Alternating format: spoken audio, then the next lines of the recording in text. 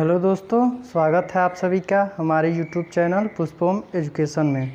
दोस्तों, आज की कक्षा में हम लोग जो मात्रिक छंद के अंतर्गत उसका तीसरा भाग था विषम मात्रिक छंद, उसके बारे में हम लोग पढ़ने वाले थे और उसके बारे में आज हम लोग अध्ययन करेंगे। तो इसमें आप देखेंगे कि विषम मात्रिक छंद के अंतर्गत इसके दो भाग होते हैं, कुंडलिया छंद और छप्पय छंद। ये दोनों छंद भी महत्वपूर्ण हैं और जानने चाहिए आप सभी को, क्योंकि इनसे भी परीक्षाओं में कभी कभी प्रश्न अवश्य बनते हैं। तो इसलिए आज इसके बारे में हम लोग चर्चा करेंगे और इसे समझने का प्रयत्न करेंगे कि आखिर इसमें क्या होता है। सर्वप्रथम तो आप जानेंगे कि विषम मात्रिक छंद के अंतर्गत इसके दो भाग होते हैं, एक कुंडलिया होता है और एक छप्पय होता है। और यह मात्रिक छंद का तीसरा भाग है। पहला भाग था सममात्रिक छंद, दूसरा था अर्ध सममात्रिक छंद और तीसरा है विषम मात्रिक छंद। तो इसके बारे में आज की कक्षा में हम लोग अध्ययन करेंगे। पिछली कक्षाओं में आपको अर्ध सममात्रिक छंद के अंतर्गत जो आते थे वर्वय, दोहा और सोरठा, इसके बारे में हम लोग चर्चा किए थे। आज की कक्षा में हम इसे देखेंगे। तो सर्वप्रथम आता है कुंडलिया छंद और उसके बाद आता है छप्पय छंद। तो हम देखेंगे कुंडलिया छंद क्या होता है और इसको पहचानने के तरीके क्या हैं। तो आप देखेंगे कुंडलिया छंद। कुंडलिया छंद के अंतर्गत यह विषम अर्ध सममात्रिक छंद है। यह विषम अर्ध सममात्रिक छंद है और आगे कह रहा है कि इसमें 6 पंक्तियाँ होती हैं। अभी तक आप लोगों ने देखा कि छंद में 4 चरण होते थे, दोहा में भी 4 चरण होते थे, लेकिन इसमें 6 पंक्तियाँ होती हैं। इसमें 6 पंक्तियाँ होती हैं कुंडलिया छंद में। आदि में एक दोहा और बाद में एक रोला जुड़कर कुंडलिया छंद बनता है। यानी कि इसके आदि में एक दोहा और फिर उसके बाद एक रोला छंद जुड़ करके एक कुंडलिया छंद बनता है। ये चीज़ें महत्वपूर्ण चीज़ें हैं, आप सभी इसको ध्यान से देखेंगे और याद करने का प्रयत्न करेंगे, अथवा यदि आप चाहें तो कहीं इसे नोट्स भी कर सकते हैं। यह विषम अर्ध सममात्रिक छंद है और इसमें 6 पंक्तियाँ होती हैं। आदि में एक दोहा और बाद में एक रोला जुड़कर कुंडलिया छंद बनता है। फिर आगे कह रहा है कि जिस शब्द से इसका प्रारंभ होता है उसी शब्द से इसका अंत भी होता है। कह रहा है कि जिस शब्द से इसका प्रारंभ होता है उसी शब्द से इसका अंत भी होता है। दोहे का चौथा चरण रोले का प्रथम चरण का भाग होकर आता है। यानी जो दोहे का चौथा चरण होता है वह रोला का प्रथम चरण का भाग बन करके सामने आता है। इतनी चीज़ें आप देखेंगे कि कह रहा है कि जिस शब्द से इसका प्रारंभ होता है उसी शब्द से इसका अंत भी होता है। और दोहे का चौथा चरण रोले का प्रथम चरण का भाग होकर आता है। मैं पिछली कक्षा में आपको बताया था कि दोहा क्या होता है, और जब सममात्रिक छंद को बता रहा था तो उसमें बताया था कि रोला छंद क्या होता है। रोला जो होता है वह 11 और 13 मात्राओं की यति के साथ 24 मात्राएं होती हैं उसमें। और जो दोहा होता है इसमें पहली पंक्ति में 13 मात्राएं और बाद की पंक्ति में 11 मात्राएं यति के साथ 24 मात्राएं होती हैं। और ये जो कुंडलिया छंद है इसमें भी प्रथम पंक्ति में 13 मात्राएं और बाद की पंक्ति में 11 मात्राएं, यानी ये भी यति के साथ मिलकर इसमें भी कुल 24 मात्राएं होती हैं। ये भी आप ध्यान देंगे कि जब रोला आप पढ़ रहे थे तो उसमें पहली पंक्ति में 11 मात्राएं होती थीं और बाद की पंक्ति में 13 मात्राएं होती थीं, और यति के साथ कुल 24 मात्राएं उसमें भी होती थीं। और जो दोहा है उसमें पहले चरण में 13 मात्राएं और फिर बाद की पंक्ति में 11 मात्राएं, यानी ये भी 24 छंद, इसमें भी कुल 24 मात्राएं होती थीं। अब जब कुंडलिया छंद को हम देखेंगे तो इसमें कह रहा है कि जिस शब्द से इसका प्रारंभ होता है उसी शब्द से इसका अंत भी होता है। यानी उदाहरण यदि किसी शब्द से, यहाँ पे आप देखेंगे कि यहाँ उदाहरण में लिखा है कोलाहल सुनि खगन के सरवर जन अनुराग, तो यहाँ पे लिखा है कोलाहल सुनि खगन के। तो जिस शब्द से, जिस पंक्ति से इसकी शुरुआत हो रही है उस पंक्ति से इसका अंत भी होगा। और कह रहा है कि दोहे का चौथा चरण, यानी दोहे का ये चौथा चरण है और रोले का प्रथम चरण का भाग होकर के सामने आता है। तो इसको भी आप देखेंगे कि दोहे का चौथा चरण और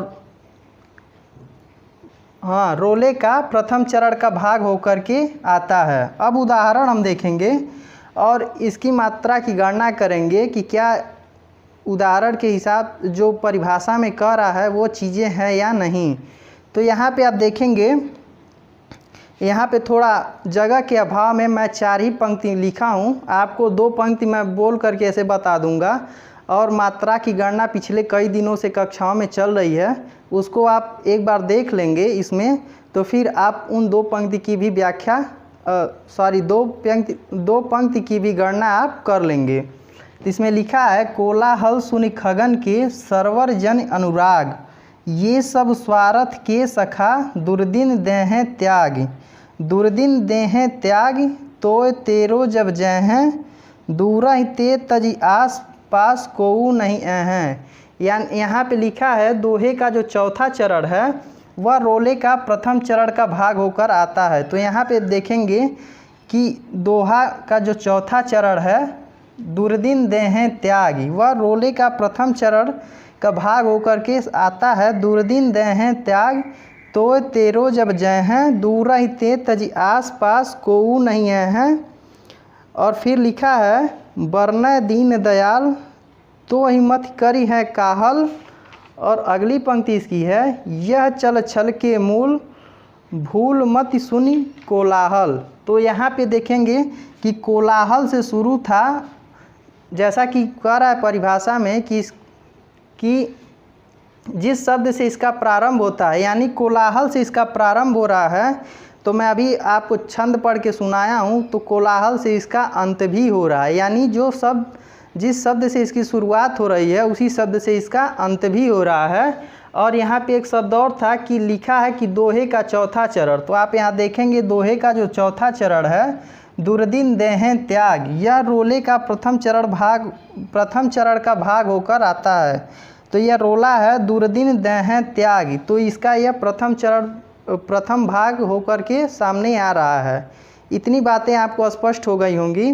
अब उदाहरण में जैसा कि हम लोग अभी तक करते आ रहे हैं इसकी मात्राओं की गणना करेंगे, यानी इसकी पहली पंक्ति में 13 मात्राएं और बाद की पंक्ति में 11 मात्राओं के साथ यति के साथ कुल यहाँ पे 24 मात्राएं होनी चाहिए। कुल 24 मात्राएं होनी चाहिए। तो जैसे कि हम लोग दीर्घ और ह्रस्व के निर्धारण क्रम के अनुसार जैसे कि हमें हरदम मात्राओं की गणना कर रहे थे, उसी प्रकार आज भी हम इस मात्राओं की गणना करेंगे। यहाँ पे लिखा है कोलाहल, तो जैसा कि आप जानते हैं कि जिस पे दीर्घ मात्राएं होंगी उसको हम दीर्घ के अंतर्गत रखेंगे। तो यहाँ पे इसकी 2 मात्राओं को जोड़ेंगे, अब फिर यहाँ पे भी, और जो ह्रस्व रहेगा उसके लिए हम एक एक मात्राओं की गणना करते आ रहे हैं। ये सब आपको पता हो गया होगा।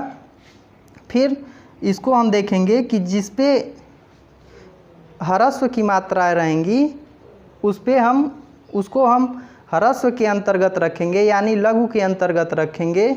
लघु और दीर्घ मैं आप लोगों को बता चुका हूँ। लघु और गुरु, लघु में 1 मात्राओं की गणना की जाती है और गुरु में 2 मात्राओं की गणना की जाती है। फिर आगे हम देखेंगे कि यहाँ पे भी ह्रस्व है, तो इसको भी लघु के अंतर्गत रखेंगे और इसको के को दीर्घ के अंतर्गत रखेंगे। फिर सरवर लिखा है, तो इन सभी में ह्रस्व के अंतर्गत आएंगे, यानी इसमें भी लघु ही होगा। और इस पे लघु मात्रा है इसलिए इसको भी हम लघु के अंतर्गत रखेंगे। फिर इसको भी, और र पे आ की मात्रा है तो इसको हम दीर्घ के अंतर्गत यानी गुरु के अंतर्गत रखेंगे। और फिर ग है तो इसको हम ह्रस्व के अंतर्गत रखेंगे। अब मात्राओं की हम गणना करेंगे कि पहली पंक्ति में 11 मात्राएं, नहीं सॉरी, पहली पंक्ति में 13 मात्राएं और बाद की पंक्ति में 11 मात्राएं होनी चाहिए। अब हम इसकी काउंटिंग करेंगे तो 2, 2, 4, 2, 6, 2, 8, 2, 10, 1, 11, 2, 13, यानी इसमें कुल 13 मात्राएं पूरी हैं। और फिर इसके बाद की पंक्ति की गणना करेंगे तो 1, 2, 3, 4, 5, 6, 7, 8, 2, 10 और 1, 11, इसमें भी 11 मात्राएं पूरी हैं और 13 और 11 यति के साथ कुल इसमें इस पंक्ति में 24 मात्राएं पूरी हो रही हैं। अब अगली पंक्ति को हम देखेंगे कि ये सब स्वार्थ के सखा दुर्दिन देहें त्याग, इसकी हम गणना जब करेंगे तो यहाँ पे ये लिखा है, तो इस जहाँ पे एक ही मात्रा हो वहाँ पे हम दीर्घ मात्राओं के अंतर्गत रखते हैं उसको, यानी वहाँ पे हम 2 मात्राओं की गणना करते हैं।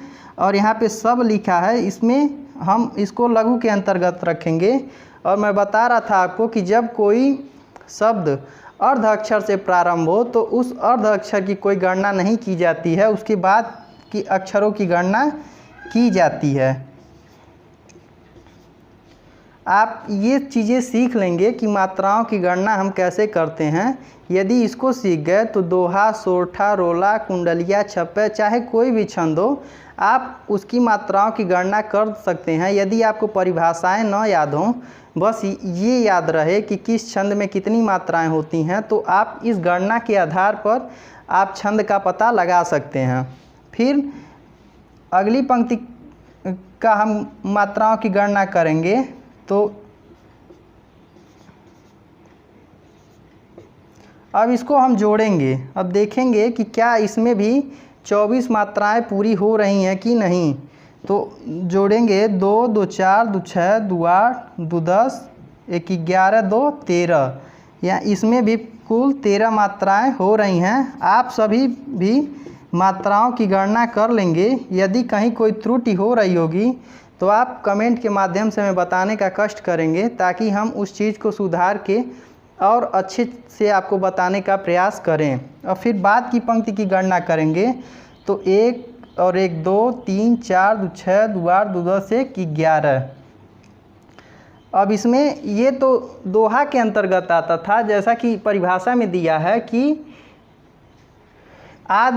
आदि में एक दोहा और बाद में एक रोला जोड़कर कुंडलिया छंद बनता है। तो जैसा कि दोहा को मैं कल पढ़ाया था, तो उसमें आपको बताया गया था कि इसके पहले पंक्ति में 13 मात्राएं और बाद की पंक्ति में 11 मात्राएं होती हैं, यानी इसके विषम चरणों में 13-13 मात्राएं और सम चरणों में 11-11 मात्राएं होती हैं। और रोला में आपको बताया गया था कि रोला के प्रथम चरण में 11 मात्राएं और फिर बाद के चरण में 13 मात्राएं होती थी, यानी ठीक इसका उल्टा होता था। तो यहाँ पे लिखा है बाद, जो बाद का भाग है यानी रोला। अब उसकी मात्राओं की हम गणना जब करेंगे तो इसमें देखेंगे कि यहाँ पे लिखा है दुर्दिन देहें त्याग तोय तेरो जब जय हैं। तो इसको यहाँ पे आप लोगों ने देखा है दुर्दिन देहें त्याग, तो इसको ठीक ऐसा यहाँ पे हम कर देंगे। और वहाँ पे आप लोगों ने मात्राओं की गणना किया है 11, तो इसके प्रथम पंक्ति में भी कुल 11 मात्राएं होंगी, यानी जो रोला का भाग है उसके प्रथम चरण में 11 मात्राएं हो रही हैं। अब देखना ये है कि बाद के चरण में 13 मात्राएं हो रही हैं या नहीं, तो इसकी भी हम गणना कर लेंगे। 2, 1, 3, 2, 5, 2, 7, 2, 9, 2, 11, 2, 13, यानी इसमें भी कुल 13 मात्राएं हो रही हैं। फिर आखिरी पंक्ति की, जो इसका आखिरी पंक्ति है, जगह के अभाव में मैंने 4 ही पंक्ति लिखा है। चूँकि कुंडलिया छंद जो होता है वो 6 पंक्तियाँ होती हैं, इसमें 6 पंक्तियाँ होती हैं, लेकिन जब जगह के अभाव में मैं 4 ही पंक्तियाँ लिखा हूँ। आप इतने से ही समझने का प्रयास करेंगे। अब फिर यहाँ पे लिखा है दूर ही ते तजी आस पास को नहीं हैं, तो इसकी हम गणना जब करेंगे तो मैं आपको बता दिया हूँ कि गणना कैसे की जाती है। कब हम लघु के अंतर्गत उस मात्रा की गणना करते हैं और कब दीर्घ के अंतर्गत, इन सारी चीज़ों की चर्चा पिछली कक्षाओं में हो चुकी हैं। आप डिस्क्रिप्शन में जा कर के सारे वीडियो को देख लेंगे, जितने भी छंद के वीडियोज़ हैं उन सारे वीडियोज़ को आप देख लेंगे। चूँकि मैं थोड़े थोड़े भाग में, एक दिन में ज़्यादा ना पढ़ा करके थोड़े थोड़े भाग में उसको पढ़ाया हूँ, ताकि चीज़ें स्पष्ट हो जाएं और आपको समझ में आ जाएं। यदि एक ही दिन सारा पढ़ा दिया जाए और आपको समझ में ना आए तो वो पढ़ाना निरर्थक हो गया, उसका कोई सार्थक अर्थ नहीं निकला। इसलिए मैं छोटे छोटे भाग में आप सभी को बताने की और समझाने का प्रयास कर रहा हूँ। यदि आप इससे कुछ भी जानकारी आपको मिलती है तो मेरा पढ़ाना सार्थक होगा और मुझे खुशी होगी कि आपको मेरे द्वारा कुछ जानकारी दी गई। अब इसकी गणना हम जब करेंगे तो देखेंगे 2, 2 4, 2 6, 2 8, 2 10, 1 11, यानी इसमें भी कुल 11 मात्राएं हो रही हैं। और फिर इसके आगे का देखेंगे तो इसमें कितनी मात्राएं होंगी, इसमें कुल 13 मात्राएं होनी चाहिए। अब इसका हम देखेंगे 2, 1 3, 2 5, 2 7, 2 9, 2 11, 2 13, यानी इसमें भी कुल 13 मात्राएं हो रही हैं। आप लोगों ने देखा कुंडलिया छंद क्या होता है, इसको पहचानने का तरीका क्या है, इसमें कितनी पंक्तियां होती हैं, इन सब के बारे में चर्चा हुआ और इसका उदाहरण भी हम लोगों ने देखा। और एक चीज़ कि विषम मात्रिक छंद के 2 भेद होते हैं, कुंडलिया छंद और छप्पय छंद। यानी विषम मात्रिक छंद के अंतर्गत उसके 2 भाग आते हैं, एक कुंडलिया छंद आता है और दूसरा छप्पय छंद आता है। तो आप इस चीज़ को एक बार पुनः वीडियो को देखेंगे और समझने का प्रयत्न करेंगे, और जिसको भी जो चीज़ें न समझ में आए वो कमेंट के माध्यम से हमें बताने का कष्ट करेंगे। अब अगली कक्षा में हम देखेंगे छप्पय के बारे में। मैं आपको बताया हूँ कि मैं छोटी छोटी कक्षाएं आपको दे रहा हूँ ताकि चीज़ें स्पष्ट हो जाएं और आपको ज़्यादा से ज़्यादा समझ में आए। अगली कक्षा में हम लोग छप्पय छंद के बारे में चर्चा करेंगे। तब तक यदि वीडियो आपको अच्छी लगे तो आप अपने मित्रों तक भी शेयर करिएगा और फीडबैक के माध्यम से प्रतिपुष्टि हमें ज़रूर दीजिएगा कि आपको वीडियो कैसी लगी। और जो भी नए लोग हैं उनको हमारे चैनल के बारे में बता दीजिए और उनसे कहिए कि वो चैनल सब्सक्राइब कर लें और लाइक्स ज़रूर करें। अगली कक्षा में हम फिर नए ज्ञान के साथ मिलेंगे। आज के लिए इतना ही, धन्यवाद।